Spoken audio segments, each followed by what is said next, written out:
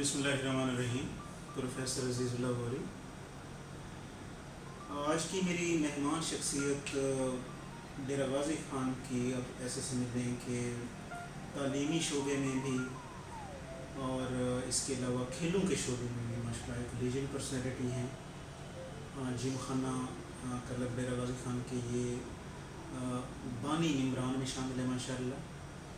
اس وقت میں جم خانہ کلب میں بیٹھا ہوں اور میں نے ریکویسٹ کی تھی محترم جناب پروفیسر محمد حبیب فاروقی صاحب کو کہ وہ تھوڑا سا ٹائم دیں تاکہ گپ شپ کر لیں.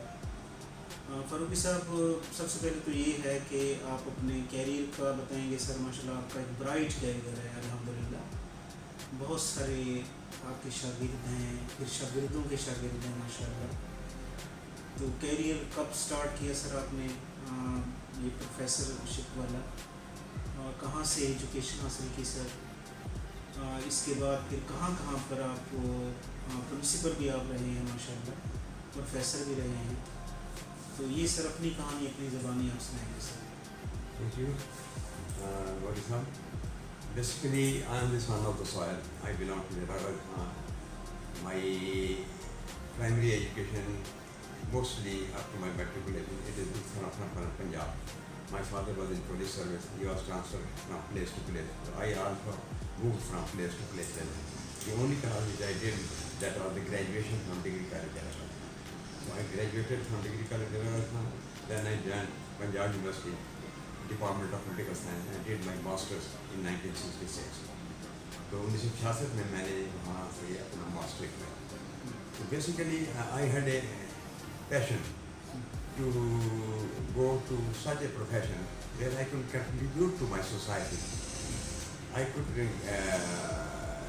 give something to my society, because this land has given me this status, this prestige, this better life because of this. And I am under gratitude that I must deliver something to my nation. So basically, my father also wanted that I should be a teacher.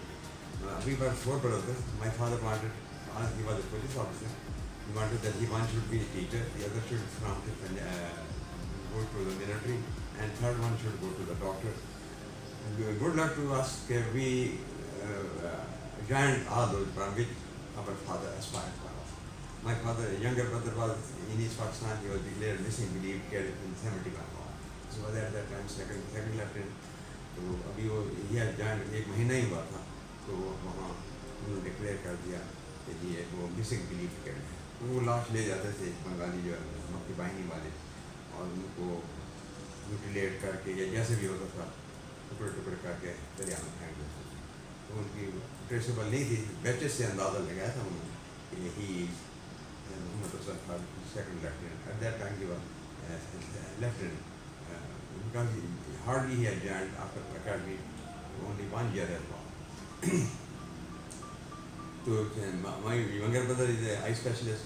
He is doing his job on Multan Road, Pharmacy Complex in Jordan. So basically, I joined my education service in 68 November, and on top basis. At that time, it used to be a West Pakistan public, right from Peshawar to Karachi. Only one commission was there. اور بڑا vast ہوتا تھا, بڑا برڈنسم ہوتا تھا, بڑا time taking process ہوتا تھا. آج تک تو یہ ہے کہ ایڈ آئی 6 مہینے کے اندر رزلٹ وغیرہ آ جاتا ہے. It took me 4 years to wait for my selection in the education department. اس کے ساتھ اپریل میں نے اپلائی کیا, 68 میں جوائن کیا ہے. ڈاک میں 69 میں انٹرویو ہوا, 7 September میں I conveyed that you are selected. Twice I was selected. During the meantime, I was terminated from the service twice because ad hoc persons were at the mercy of the department. Whenever they liked, they could throw it out. Here your services are no one required. So یہ ایک phase گزرا ہے میرے ساتھ. So I joined at Gujar Khan Degree College, and Gujar Khan near Rawalpindi. I served there for more than 2 years. Then I was transferred after my selection to Punjab. In those days, it was 71. My mother applied for on compassionate grounds that I should be transferred from England. My younger brother, my son had been declared as missing belief. So on compassionate grounds from England, I was sent Dera Rajasthan. Since 71, I worked for more than 32 long years in this degree college as a lecturer, then assistant, associate professor, as an assistant professor, then assistant. In 3 capacities I worked here in education department.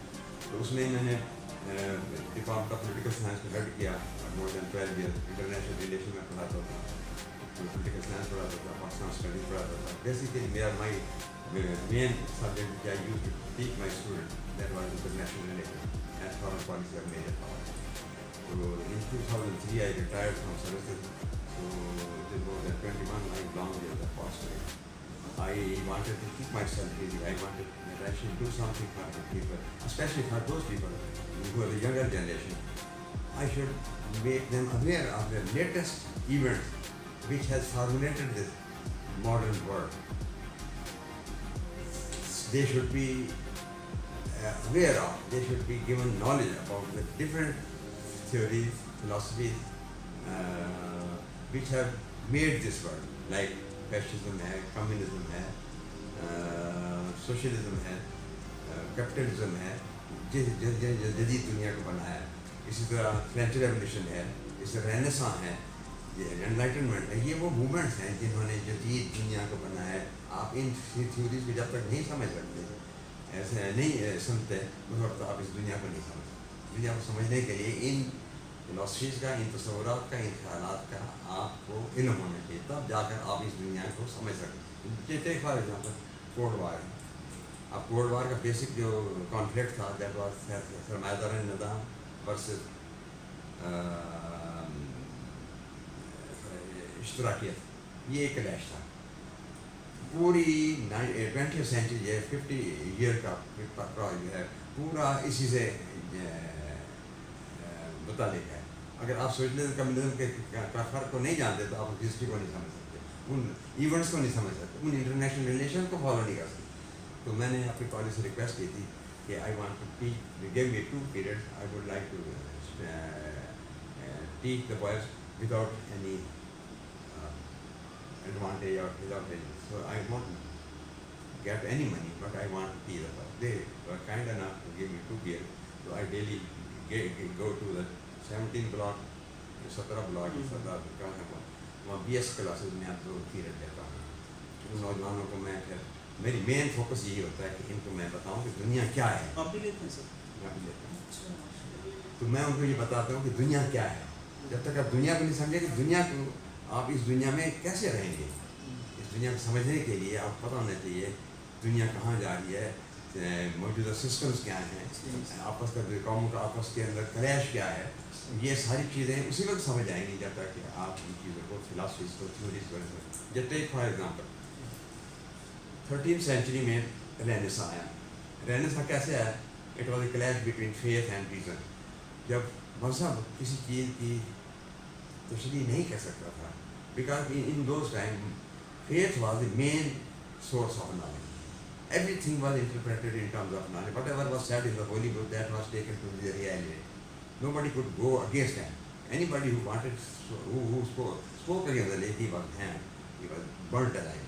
This was the punishment from the religious authority. The church تھا وہ دیتا. تو ایک stage آئی پھر جب لوگوں کو اندر شعور ہوا تو انہوں نے کہا کہ no doubt, religion is also a source of knowledge. It is a source of inspiration. It satisfies your internal emotions.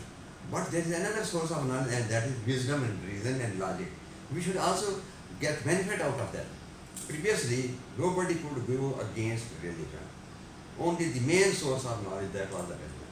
ایک بہت بڑا بگ چینج تھا 13th سینچری میں, جب انسان کو یہ احساس ہوا کہ ایک ادر سورس آف نالج بھی ہے جس سے ہم چیزوں کو تلاش کر سکتے ہیں. That was wisdom, reason, logic. That started the progress of the modern world. This started the progress of the modern world.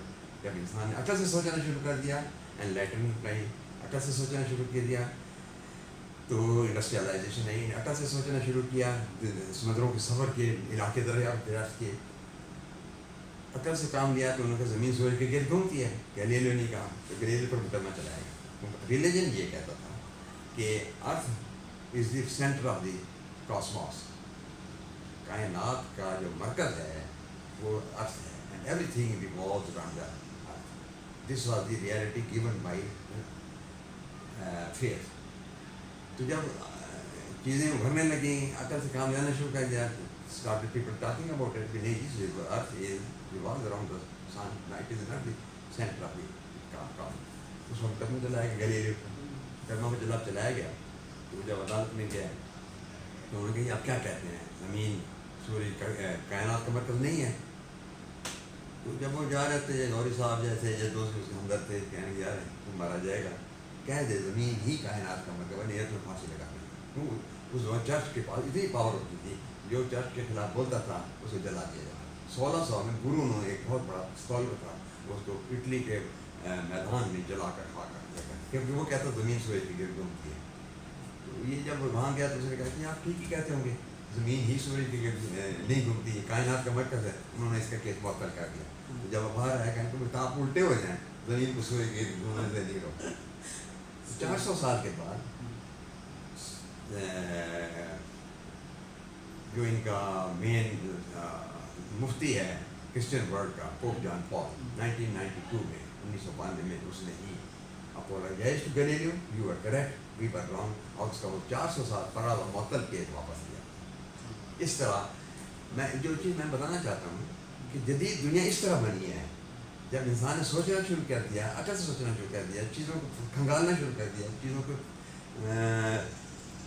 Analysis کرنا شروع کر دیا, تو نتیجہ یہ ہوا کہ ڈسکوریز آئیں, امریکہ دریافت ہوا, نیوزی لینڈ دریافت ہوا, آسٹریلیا دریافت ہوا, نئی نئی چیزیں سامنے باہر نکلے. تو پہلے تو انسان ڈر کے مارے باہر نہیں جاتا تھا, اس لیے کہ زمین چپتی ہے کہیں ہم گر نہ جائیں. جب ان پر زمین گول ہے تو پھر سفر شروع ہو گیا, ڈسکوری اسٹارٹ ہو گئی, تو ایک نیا زمانہ آ گیا. اس سے پھر یہ ہوا کہ جب دور دراز علاقوں میں جانے لگے, ایک دور آیا جس کو انڈسٹریلائزیشن کہتے ہیں. کول اور لوہا یہ انگلش کی انڈسٹری کا بیک بون تھا, وہاں سے انڈسٹریلائزیشن شروع ہوا. تو نتیجہ یہ ہوا, ایک چینج آیا, بگ چینج آیا. اب چینج کیسا آیا کہ وہ انسان جو ہاتھ سے کام کیا کرتا تھا اب مشینوں سے کام کرنا شروع کر دیا. دس از بڑا big change in the social set up of the society. Social set up کے اندر کیا چینج ہے, ایک موچی اگر صبح سے لے کر شام تک کام کرتا تھا, 5 روپے میں جوتا بیچتا تھا, 8,000 روپے آپ کرنا ہوتا تھا. اب باٹا فیکٹری 2.5 لاکھ جوتے نکالتی ہے, تو اس کے معاشرے پر بڑے گہرے اثرات پڑے. دولت کی مسائل تقسیم جو ہے ڈسٹرب ہو گئی, امیر بہت امیر ہو گیا, غریب بہت. اس سے نئے فلاسفی ہو رہے, سوشلزم آیا, کمیونزم آیا, جنہوں نے اس چیز کو پوائنٹ آؤٹ کیا کہ دولت جو ہے یہ there should be equal distribution of wealth. یہ concentration of wealth in few hand, it is against the interest of humanity, that must be pulled apart. تو اس طرح چینجز آئی ہیں دنیا کے اندر. تو میں جو بتانا چاہتا ہوں, میں اپنے نوجوانوں کو چاہتا تھا کہ مجھے جو ہے میں ان کو نئی جو چیزیں ہیں جنہوں نے اس جدید دنیا کو بنایا ہے. مثلا 1789 میں فرینچ ریولیوشن آیا. تو جب فرینچ ریولیوشن آیا تو لوگ جلوس نکال کر آ رہے ہیں. تو اس وقت کے فرانس کے اندر اتنا ظلم تھا, اتنا تشدد تھا, ناانصافی تھی, دہشت گردی تھی, جو بھی آپ لفظ استعمال کر سکتے ہیں اس وقت کے فرانس کے معاشرے کے اندر موجود تھا. دولت کی تقسیم کی یہ حالت تھی کہ 9 آدمی بھوک سے مر رہے تھے, ایک آدمی بدحالی سے مر رہا تھا جس بات دولت تھی. یعنی سوسائٹی کی دولت پر ایک آدمی کا قبضہ تھا, 9 آدمی بھوک سے مر رہے تھے. دس was the distribution of wealth in France. unequal distribution, total acceptable. تو ان کو کھانے کو نہیں ملتا تھا. ایک آدمی زمین کو کھود رہا تھا. یہ فرانس کی فرینچ ریولیوشن ایک مثال ہے. تو کسی نے پوچھا یار یہ زمین کو کیوں کھود رہے, کہنے لگا کیا کروں, میرا حل جو ہے جو ٹھیکیدار ہے جس کے ذمہ ٹیکس کی ٹھیکہ دیا ہے بادشاہ نے, وہ میرا حل بھی اٹھا کے دے گیا. میرے پاس پیسے نہیں تھے, میرا حل اب میں کیا کروں, زمین ہاتھوں سے نہیں کھودوں پر کس سے کھودوں, میں نے اپنی روٹی تو کھانی. تو یہ صورت حال تھی. ایک عورت جو ہے وہ ہانڈی لی کھڑی تھی, یہ بھی علی باری کا ہے, کمپنی کی حکومت, اس نے لکھا ہے کہ ہانڈی لیے کھڑی تھی, وہ ٹھیکیدار آ گیا, ٹیکس دو سرکار کا, ہر آدمی پر, غریبوں پر ٹیکس, امیروں پر ٹیکس نہیں, کیوں امیروں نے حکومت کا بوجھ اٹھایا ہوا ہے, ان پر ٹیکس نہیں تھے, غریبوں پر ٹیکس.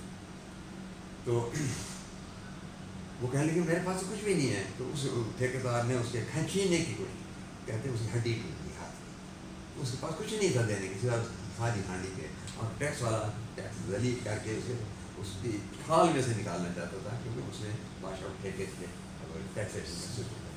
اچھا میں جو بتانا چاہتا ہوں جدید دنیا کیسے بنی ہے, یہ جب آئے جلوس نکال کے آ رہے ہیں, اب شور مچا رہے ہیں حقوق دو حقوق دو, تو ہمارا کیا حق ہے اس دولت پہ جو چند لوگوں کے ہاتھ میں ہے, ہمیں بھی زندگی چاہیے, ہمیں بھی آزادی چاہیے, ہمیں بھی مساوات چاہیے. تو بادشاہ کہنے لگا یہ کیا کہہ رہے ہیں, یہ حقوق مانگ رہے ہیں. کچھ لیول لوگ ہیں I'm the representative of government. Whatever I say, it is their duty to obey my law. I'm not answerable to any person. They should obey my. یہ میں خدا کی طرف سے نامزد بنا رہنے سے آپ کے اثر کی وجہ سے اب انسان فیض کی بجائے عقل سے کام لینا شروع کر دیا. No no no no you are not representative of government. ریاست انسانی ادارہ ہے, فیصلے انسان کرے گا, تم نہیں کرو. دس ابھی لیکن چینج کیسے آتی ہے جب انسان عقل سے سوچنا نہیں کر گیا. وہ سارے پرانے جو تصورات تھے مذہب کے اوپر قائم تھے, وہ سارا ٹوٹ پھوٹ کے نیچے گر گیا. جب بادشاہ نے کہا کہ میں خدا کا زمین پر سایہ ہوں, تمہارا فرض ہے میری اطاعت کرو, کوئی حقوق نہیں تم سے, تمہاری ایسی کیڑے مکوڑوں سے زیادہ تھی. نرنے انسان نے ان کی عقل دی تھی, اب انسان نے مذہب کے علاوہ عقل سے بھی سوچنا شروع کر دیا. ریاست انسانی ادارہ ہے, خدائی ادارہ نہیں ہے. Don't bring God into state. State انسان نہیں لیا تو فیصلے انسان کریں گے, تم نہیں کرو گے. اب میں کپڑا پہنتا ہوں کھانا کھانے کے لیے, کھانا کھاتا ہوں زندہ رہنے کے لیے, چھت بناتا ہوں زندگی گزارتا ہوں. تو یہ ریاست بھی انسان نے ضرورت کے تحت کریٹ کی ہے. نہ ہی تم خدا کے نمائندے ہو, نہ ہی تمہیں خدا نے بنایا. تو اس سے ایک انٹرنیشنل لا بن گیا کہ پاور بلانگس ٹو پیپل. آج جدید دنیا کے اندر جمہوریت کا جو تصور ہے وہ ہے کہ اقتدار لوگوں کا ہے. یہ فرینچ ریولیوشن ہے. اچھا پروفیسر صاحب, آپ ماشاء اللہ کالج کے پرنسپل بھی رہے ہیں سر, کہاں پہ؟ میں پرنسپل جس بلاک 17 سردار صاحب کے ساتھ کالج ہے, I was the first principal, founder principal of this college. If you go into the office, my first the pictures are displayed on the wall. Different times the different principal is my پہلے number پہ میرا نام ہے, اور تصویر لگی ہے, and the founder principal of this college. تو وہاں یہ میں اس کے بعد جب میں ریٹائر ہوا تو پنجاب کالج نیا نیا آیا ہوا تھا, تو they hired my services in the Punjab. 2 years I worked at Punjab College. Then پھر I resigned from it. تو پرائیویٹ سیکٹر کا مزاج گورنمنٹ کے سیکٹر کے حساب سے تھوڑا سا ڈفرینٹ ہوتا ہے. ہم ایزی گوئنگ ہوتے ہیں. میں جب اسٹاف میں بیٹھتا تھا تو لوگوں کو بٹھا کے تو کرنل آ جاتے تھے, اور اس وقت ہمارا انچارج تھا کرنل کے فرینچائز پنجاب کالج کا, تو کہتے ہیں آپ ہمیں مزہ لگا کے بیٹھ جاتے ہیں. میرے کولیگ ہیں, میں شیئر کرتا ہوں, مجھے چیزیں سیکھتا ہوں, پوچھتا ہوں, پرابلم ہے نہیں آپ ان کو نہ بٹھایا گیا, آپ اکیلے کر رکھے فوجی انداز ہوں. تو پھر میں نے پھر ایک فرینچائز چینج کی آئی, اس کا کرنا کو انہوں نے نکالا, کیونکہ مجھے اس نے بھرتی کیا تو میں نے ریزائن کر دیا. کل یہ کہیں گے ہم ضرورت اپنا بندہ لانا چاہیں, it is better to quit before you are thrown out, یہ زیادہ بیٹر. تو میں 2 سال وہاں کام کیا. اس کے بعد پھر میں یونیورسٹی والے انگیج کر لیتے تھے, ادھر یونیورسٹی والے ڈفرینٹ پیریڈ ٹائم پیریڈ وغیرہ. تو اب میں مستقل طور پر 17 بلاک میں 2 پیریڈ لیتا ہوں. اور وہاں میری کوشش ہے کہ نوجوان نسل جو ہے اس کو, جن کو اسلامیات پڑھائی جاتی ہے, جن کو اسلامی تاریخ ہے اور کچھ نہیں پڑھایا جاتا, ان کو جدید دنیا کا علم ہی نہیں ہے. آپ اندازہ لگا, میں نے کویشچن کیا why the year 1971 is famous in Pakistan history. Pakistan کی تاریخ میں 1971 کا سال کیوں مشہور ہے؟ ناقص زندہ یونیورسٹی لیول کی کلاس ہے. پھر میں نے کہا 1857 کا سال ہے, why it is famous in Pakistan میں. تو میں نے کہا میں بتایا میں retire principle of this college. I joined here in order to give you jadid modern theories so that you should be in the know of all these things. جہاں تم رہتے تو اس میں رہنے کے لیے آپ اس میں انوائرمنٹ کا بھی تو پتہ ہونا چاہیے. اب ڈیرا غازی جہاں میں رہتے ہیں آپ پتہ ہونا چاہیے کون سی سڑک ہے, کون سا بلاک ہے, اڈا کہاں ہے. اگر آپ یہ پتہ آپ کیا رہ رہے ہیں ڈیرا غازی, تو آپ پاکستان دنیا میں رہ رہے ہیں, اس گلوبل ولیج کے اندر رہ رہے ہیں, تو آپ کو ان چیزوں کا علم ہونا چاہیے جس نے جدید دنیا بنائی. ان کو بتاتا ہوں کہ میں ان کو آج لیکچر تھا میرا کلچر کے اوپر. کلچر میں جب پڑھا رہا تھا تو میں نے کہا کلچر مختصر الفاظ میں ان تمام چیزوں کا مجموعہ ہے جس کا انسان بنا ہوا ہے. کھاتا ہے, پیتا ہے, بولتا ہے, پہنتا ہے, پڑھتا ہے, کھیلتا ہے, ٹھیلے میرے کرتا ہے, قانون بناتا ہے, قانون توڑتا ہے, آئین کے الیکشن لڑتا ہے, پولیٹیکل پارٹیز بناتا ہے, پولیٹیکل سسٹم بناتا ہے. یہ سارا complex joint together is called culture. انسان جس چیز کا بنا ہوا ہے اس کے مجموعے کو کلچر کہتے ہیں. تو میں نے کہا یہ کلچر ہے. ہر ایک کلچر اپنا ہے. باقی اسلامی کلچر ہے. مطلب میڈم جب جاتی تھی بے نظیر اپنے دور میں جب وزیر اعظم تھی تو جہاز پہ جب جاتی تھی تو اس کی کوشش ہوتی تھی سائڈ پہ سے تصویر کو نکال کے نیچے لٹ کر بن جا رہی. یہ شو کریں I am Islamic lady not westernised educated lady.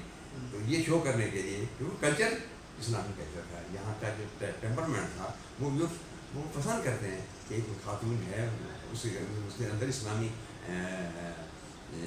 جو انڈیکیٹر ہیں موجود ہیں. تو دوپٹہ پہنتی تھی, تصویر کا لٹکائے ہوتی تھی. تو میں نے کہا یہ ہے culture.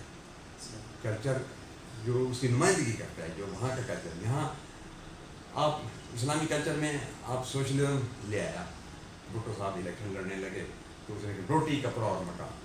He was impressed by socialistic thought. He wanted to have equal distribution of wealth in society. He had only 22 families are there which are operating and managing the whole wealth of Pakistan. Give me vote. I will snatch all that wealth and distribute between you. I will snatch ان کے کارخانے مل فیکٹریاں میں چھین لوں گا, میں تمہیں دوں. لوگوں نے ووٹ دیا, جیت گیا. تو مولویوں نے تھوڑا اعتراض کیا اسلامی مسلم وہ یہ دیکھو جی کافرانہ تھیوری لے آیا ہے سوشلزم. بہت بڑا چلا جاتا ہے. نہیں this is not Islam, it is Islamic socialism. یار روٹی کپڑا مکان پاکستان اسلام میں نہیں ہے. یہ اسلامک سوشلزم. اس نے اس کو پیبند لگا دیا اسلام کا in order to get it acceptable by the people, acceptable by the religious authorities which were raising objection کہ یہ جو ہے کافرانہ نظام لا رہا ہے. نہیں جیسے کافرانہ نہیں. اگر سوشلزم ہے تو یہ اسلامک سوشلزم. روٹی کپڑا مکان اسلام بھی دیتا ہے تو زیادہ.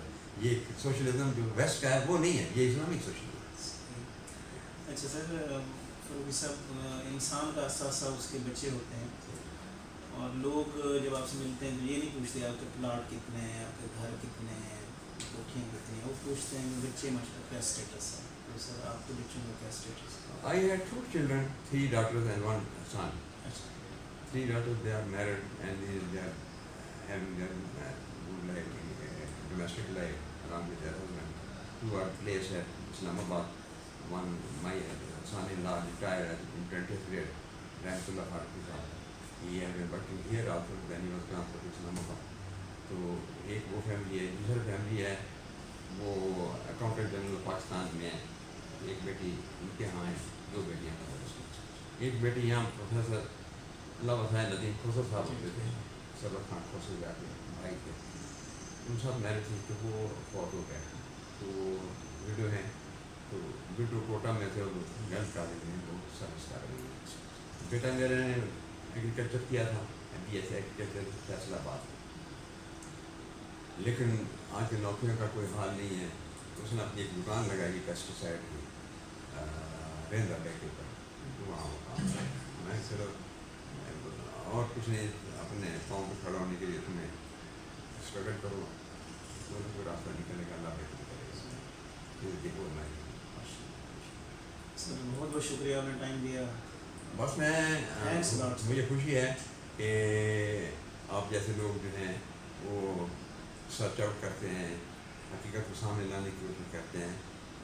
میرا جو میسیج ہے وہ یہی ہے کہ I played more than 50 long year tennis this D G Khan club. اس ڈی جی خان کلب جو پہلے جو جم خانہ ہے یہ پہلے ڈی جی خان کلب ہوتا تھا. تو میری 50 سال کی جو گیم ہے وہ ڈی جی خان کلب سے تھی. یہاں اندھیرا ہوتا تھا, شام اٹھتے پہنچتے تھے, بالکل ویرانی ہوتی, جنگل ہوتا تھا. تو اب ماشاء اللہ پریڈ ہو کے جم خانہ بن گیا ہے, کافی رونق آ گئی ہے, کافی لائف آ گئی ہے. تو میری اس میں کلب میں کانٹریبیوشن ہے. اس کلب میں کوشش کی گئی کہ اس میں پیٹرول پمپ بنایا جائے. پولیس والے آئے, میں نے رجسٹ کیا, میں I was the oldest member of this club. وہ کسی نے مجھے جان چھڑائی. پھر ایک فوجی آ گئے, یہ جو گیٹ ہے 2 کنال زمین فوجی انہوں نے ناراض کرا دی.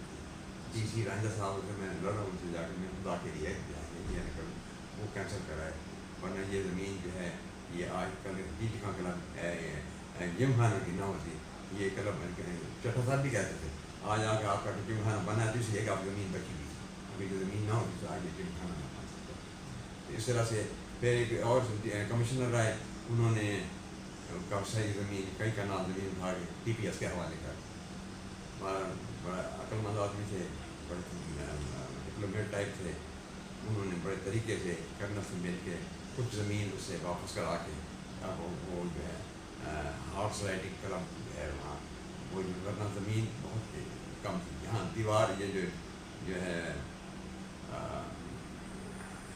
جو بنا ہوا ہے باربی کی دیوار یہاں پر تھی، دیوار پیچھے ہٹوا کے تو زمین سے ریٹریس کرائی واپس، ورنہ وہ ان کو کیا خیال ہے کہتے تھے ہم لڑے تھے کمشنر صاحب وہ ان کے حوالے کر، تو یہ کلب آج جو نظر آتا ہے وہ اس زمین کے پاس جانے کی بجائے نظر آتا ہے، ورنہ یہ جم خان وہ بتا رہے تھے کہ ملتان کا کلب جم خان نہیں بن سکا کیونکہ وہاں وہ کارڈیالوجی سینٹر بن گیا، لہٰذا کلب کی زمین جو انہوں نے کھالی ہے آج بھی تک تو زمین تو یہ صورت حال ہے۔ تو کوئی میری کوشش ہوتی ہے کہ زندگی میں پازیٹیو ایٹیٹیوڈ رکھوں، if you can do something good to the people, good to your society, good to your area, good to your land, must do it، اور وہ آپ کرنا چاہیے۔ تو یہ ہمارا موقع ہے کہ انسان کو کسی کو دکھ نہیں پہنچانا چاہیے، انسان کسی کو تکلیف نہیں پہنچانی چاہیے، اچھائی کرو، اپنا کام کرتے چلے جاؤ، خاموشی سر بہت بہت شکریہ sir, thanks lot sir, Please subscribe my YouTube channel. Thanks a lot.